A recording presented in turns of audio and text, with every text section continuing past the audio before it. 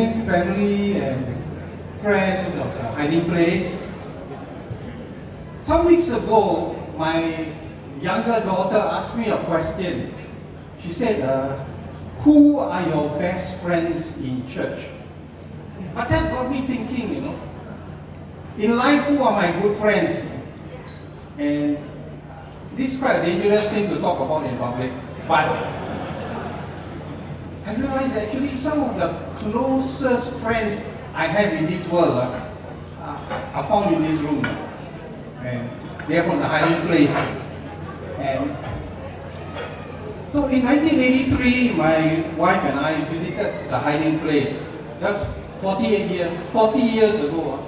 1983 we came, and after that we built a bond with Philip and Christina and with the residents and staff of hiding place. Hokseng was a young, handsome bachelor at that time. Now he's got daughters in their 20s. But after that, we just built this bond of friendship, And I realized that, this is something miraculous, Because at that time, I was a serving policeman. And it's not normal for this serving policeman to be sitting down drinking coffee with ex-drug addicts and criminals. In fact, COVID is not where you learn about social distancing, In those days, we had social distancing because we avoided them. One guy who was saved, born again, he told me, it's amazing I can sit down and drink coffee with you. Because when I was younger in prison, I used to sit down and dream of how to blow up police cars. I said, wow, thank God this guy is safe today, man. And so, our privilege really was that we were able to see God transform lives. I was teaching a Bible class, and many of the staff, the residents today here are people who have gone through over the last 40 years with my class. And I tell you, it's such a privilege because before your eyes, you see walking miracles, lives transformed.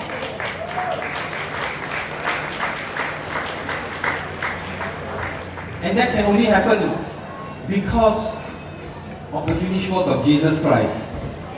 So what happened is in 2017, my wife told me I should write a book about the hiding place. Anyway, I don't know whether you all know my wife, but that's my wife there.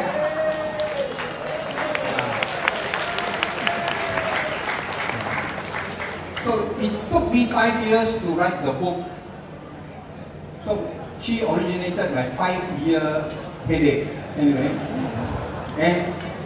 But I also realized that this book writing is an opportunity for me to document for posterity what God did through the work of the hiding place.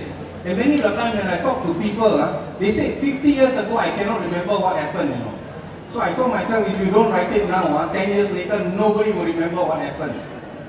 And because things change so fast.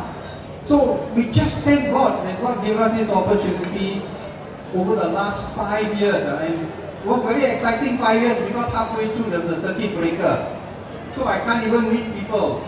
But through those years, God enabled us to collate all the interviews with Philip and so many other people.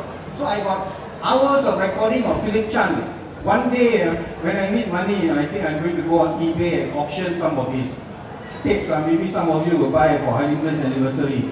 So, but through this, God enabled me to put together just the manuscript. But after I put the manuscript together, I realized that writing a book is not so easy.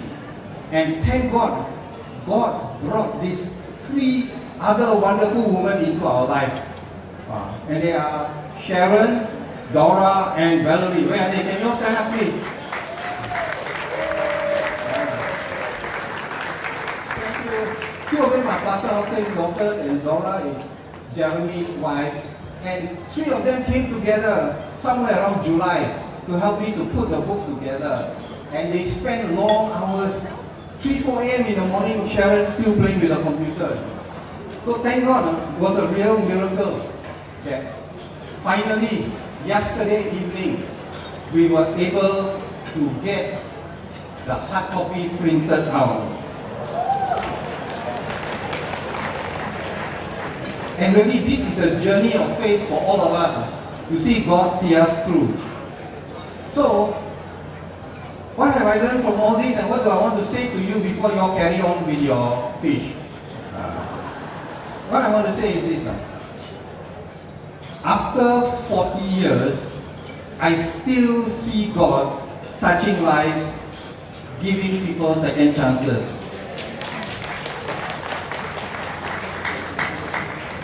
So, that is why I am still hanging around the hiding place. And even after God called Philip and Christian home, I'm still hanging around. Because I realize that this work is the work of the God of second chances and not human beings. And I know that Jesus Christ is still at work. And so my final words to you is this. If you're going through tough times and you're wondering whether this is something you want to be involved with, let me say, hang in there. And let me say, hang around with us, because Jesus Christ is not finished with us. God bless you.